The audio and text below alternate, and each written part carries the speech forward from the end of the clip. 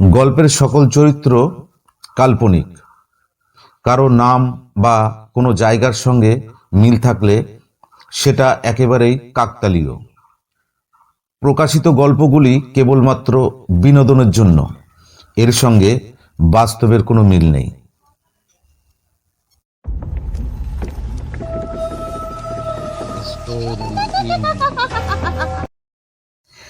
Story ইনে 12তম এপিসোডে সবাইকে স্বাগত। আপনারা শুনছেন গ্রাম বাংলার হাড় হিম করা ভয়ঙ্কর ভূতের গল্প নিশিরাতের হাসি। কলমে স্বপন বুড়ো, গল্প পাঠে আমি প্রকাশ। আজ গল্পের প্রথম পর্ব। শিমুল যেন বিদ্যুৎ বেগে এতটা পথ চলে এসেছে। ট্রেনের কামরায় বসে ভাবতে তার অবাক লাগছে। আজ শিমুলের বেশ কিছু পরিকল্পনা ছিল। বিকালে বন্ধুদের সাথে সিনেমা দেখা, সন্ধ্যাবেলা ছিল কলেজের প্রীতি সম্মেলন। গ্রামের বাড়ি থেকে একটা টেলিগ্রাম এসে শিমুলের সব কিছু ওলটপালট করে দিল। বাবার নাকি কঠিন কোনো অসুখ করেছে। টেলিগ্রাম করেছেন প্রতিবেশী বিনোদ কাকু। বাড়াবাড়ি কোনো কিছু না হলে বিনোদ কাকু এমন টেলিগ্রাম করতেন না। এই তো সেইবার মার খুব মারাত্মকভাবে বসন্ত হয়েছিল, তবুও তিনি আমাকে খবর দিতে দেননি। বিনোদ কাকু সকল সময় মা বাবার পাশে থেকেছেন। ডাক্তার ডাকা, ওষুধ আনা, প্রয়োজনে রাতও জেগেছেন। তবু আমার পড়াশোনার ক্ষতি হবে তাই আমাকে খবর দিতে দেননি। নিজের সব ব্যবস্থা করেছেন। কলেজে ছুটি হলে বাড়িতে গিয়ে মাকে দেখে আঁতকে উঠেছিলাম। আমার মায়ের অমন সুন্দর দুধে আলতার মতো গায়ের রং, তা যেন জ্বলে কালো হয়ে গেছে। এত বড় হয়েও মায়ের বুকে মুখ লুকিয়ে কান্না চেপে রাখতে পারিনি। হাউ হাউ করে সেদিন কেঁদে ফেলেছিলাম। মা আমার চুলে হাত বোলাতে বোলাতে সেদিন বলেছিল, এত বড় হয়ে গেছিস, এমন করে কাঁদলে হয়? চুপ কর খোকা, চুপ কর। আমি যদি তোর মেয়ে হতাম তাহলে ভাবনার ব্যাপার ছিল বই কি। এই বিচ্ছিরি কালো মেয়েকে কিছুতেই বিয়ে দিতে পারতিস না। সারা জীবন গলায় ঝুলিয়ে নিয়ে বেড়াতে হতো। সেদিন মায়ের মুখের হাসিও কান্নার মতো লেগেছিল। আমি ট্রেনে বসে ভাবতে লাগলাম, কয়েকদিন আগের চিঠিতে তো বাড়ির অসুখ বিসুখের কথা কিছুই উল্লেখ ছিল না। বাড়ির সকলে এবং পোষা জীবজন্তু পাখি সবই ভালো ছিল। এই দুদিনের ভিতরে বাবার কি এমন খারাপ অসুখ হলো যে তার জন্য বিনোদ কাকুকে এমন জরুরিভাবে আমাকে টেলিগ্রাম করলো? হঠাৎ মনে পড়ল ছোট বোন রুমা চিঠিতে আবদার করেছিল বাড়ি যাবার সময় যেন চুলের লাল ফিতে নিয়ে যাই। এত ব্যস্ততার মধ্যে ভুলেই গেছিলাম। নিশ্চয়ই কোনো ফেরিওয়ালার কাছে পেয়ে যাব। বেশি অপেক্ষা করতে হলো না। একজন ফেরিওয়ালা কামরায় এলো। দুটো জিনিস শিমুল বেছে নিল, বোন রুমার জন্য চুলের লাল ফিতে এবং বৌদির জন্য তরল আলতা। শিমুলের এক বৌদি এখন ওদের বাড়িতেই আছে। ক্রমে রাত গভীর হতে লাগলো। যাত্রীরা একে একে কমতে থাকে। যাদের বাড়ি কলকাতার কাছাকাছি তারা কতই না ভাগ্যবান, এতক্ষণে বাড়ি পৌঁছে মায়ের হাতের রান্না করা ভাত খাচ্ছে। শিমুলের এবার খিদে পেতে শুরু করলো, কিন্তু কিছুই খেতে ইচ্ছা করলো না তার। ট্রেনের কামরা প্রায় ফাঁকা। দু একজন আছে, তারা বসে চোখ বন্ধ করে ঢুলছে। হঠাৎ শিমুলের মনে হলো কানের কাছে ফিসফিস করে যেন কে বলল, আমাদের দেখতে আসছিস খোকা? তাড়াতাড়ি আয় বাবা, আমরা যে তোর অপেক্ষায় পথ চেয়ে বসে আছি। চমকে উঠল শিমুল। গলাটা একেবারে মায়ের মতো। মা শিমুলকে খোকা বলে ডাকে। শিমুল মাথা নেড়ে মনে মনে ভাবল, না, ও কিছু না। নিজের অজান্তে মা বাবার কথা বেশি চিন্তা করেছি তো, তাই ওরকম কিছু শুনে থাকবো হয়তো। এবার একটা স্টেশনে ট্রেন দাঁড়ালো। এক ফেরিওয়ালা খাবার নিয়ে এলো, কিন্তু শিমুলের কিছুই মুখে তুলতে ইচ্ছা করলো না। দুই ধারে গাঢ় অন্ধকার, তার মাঝে ট্রেনটি ছুটে চলেছে আপন ছন্দে, কখনো একটু ঘুমিয়ে, কখনো একটু জেগে। এইভাবে ট্রেন গাড়ি যখন শিমুলদের স্টেশনে পৌঁছলো তখন রাত প্রায় 1টা বাজে। এখনো মাইলখানেক ক্ষেতের আল ধরে হাঁটা পথ, তারপর বাড়ি। আকাশের চাঁদ মাথার উপরে, পুরো জ্যোৎস্না নয়, অথচ একটা আবছা আলো, আধার ভাব। কুয়াশা নাই, তবে কেমন যেন ঘোলাটে ভাব সারা মাঠ জুড়ে। তাড়াতাড়ি যাবার জন্য শিমুল মাঠের মাঝ বরাবর হাঁটা শুরু করলো। কিছু দূর চলার পর শিমুলের মনে হলো কে যেন তার পিছু পিছু আসছে। তার পায়ের হালকা আওয়াজ কখনো শোনা যাচ্ছে, আবার কখনো শোনা যাচ্ছে না, তবে বেশ অনুভব করা যায় যে একটি লোক তাকে অনুসরণ করে তার পিছু পিছু চলছে। ও যদি থেমে যায় তবে পিছনের লোকটিও হঠাৎ থেমে যায়, আবার পেছনে তাকালে কিছুই চোখে পড়ে না। এবার শিমুলের ভয় লাগতে শুরু করলো।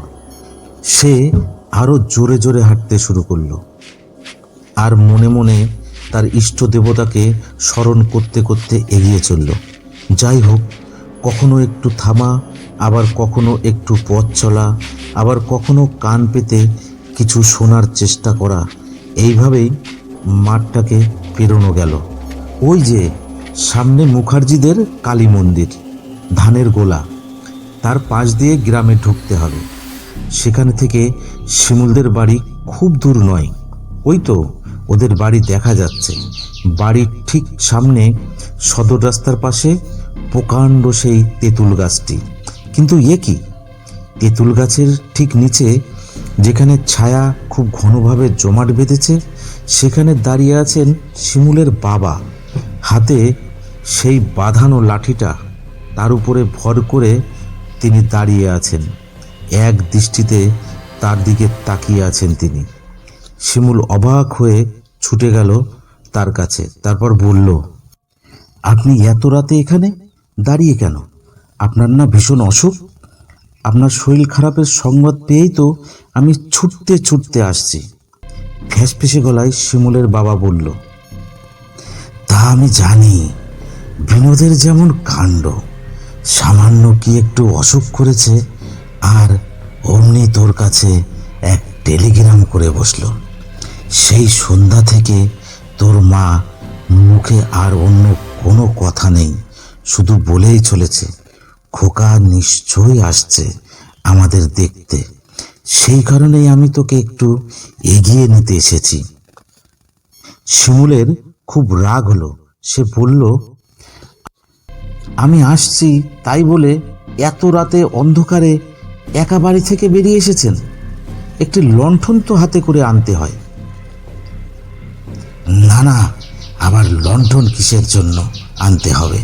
এই তো চাঁদের আবছা আলোয় পথ চলতে কোনো অসুবিধা হচ্ছে না। শিমুল ব্যস্ত হয়ে বলল, না, এত রাতে আপনার ঘর থেকে বাইরে আসাটা একেবারেই উচিত হয়নি। চলুন, আপনাকে আমি ধরে নিয়ে যাচ্ছি। শিমুলের বাবা আঁতকে উঠল এবং বললেন, আমায় ধরে নিতে হবে না রে, আমি চলতে পারবো। বাতের ব্যথাটা এমন বেড়েছে যে কেউ গায়ে হাত দিলে হাড়গুলো সব কনকন কনকন করে উঠছে। তুই তাড়াতাড়ি বাড়ির ভিতরে যা, তোর মা খুব ব্যস্ত হয়ে আছে।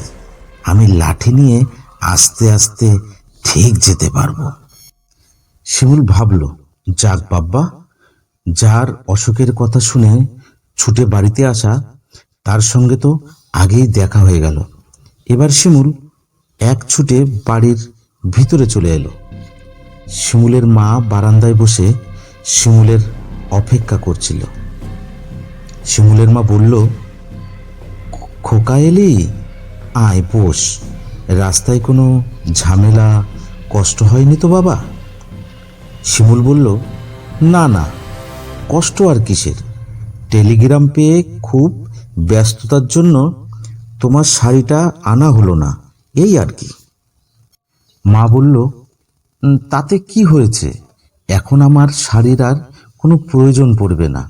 শোন খোকা, আর একটা কথা, আমার গহনাগুলি পুটলি করে চালের পাত্রের মধ্যে রেখে দিয়েছি। কলকাতায় গিয়ে আমার যে বৌমা হবে তাকে দিয়ে বলিস আমি তার জন্য এগুলো রেখে গেছি। শিমুল বিরক্ত হয়ে বলল, কি আজে বাজে বকছ, বলো তো মা। আমার ভয়ানক খিদে পেয়েছে, ঘরে যা আছে তাই দিয়ে আমায় কিছু খেতে দাও।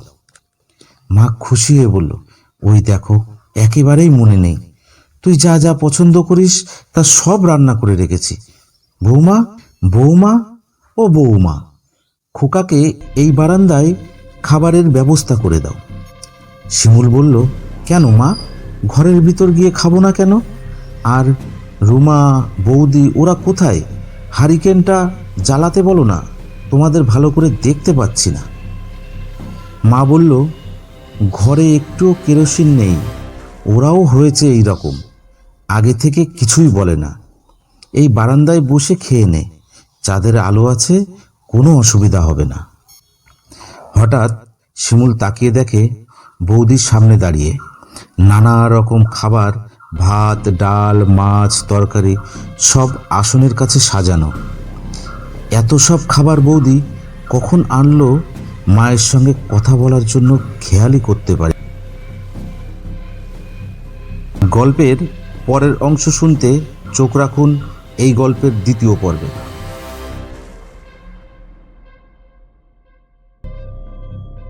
আমার গল্প যদি আপনার ভালো লাগে তবে আমার চ্যানেলটি লাইক, কমেন্ট, শেয়ার ও সাবস্ক্রাইব করে বেল আইকন অল করে রাখুন এবং আপনার মতামত জানাতে ভুলবেন না। আপনার মতামত আমার কাছে ভীষণ গুরুত্বপূর্ণ। আর একটা কথা, আপনি কি ভূত বিশ্বাস করেন বা করেন না, কমেন্ট করে জানাতে ভুলবেন না। সর্বশেষে বলি, সকলে ভালো থাকুন, সুস্থ থাকুন। আমার গল্প চ্যানেলের সাথে সর্বদা যুক্ত হয়ে আমার পাশে থাকুন।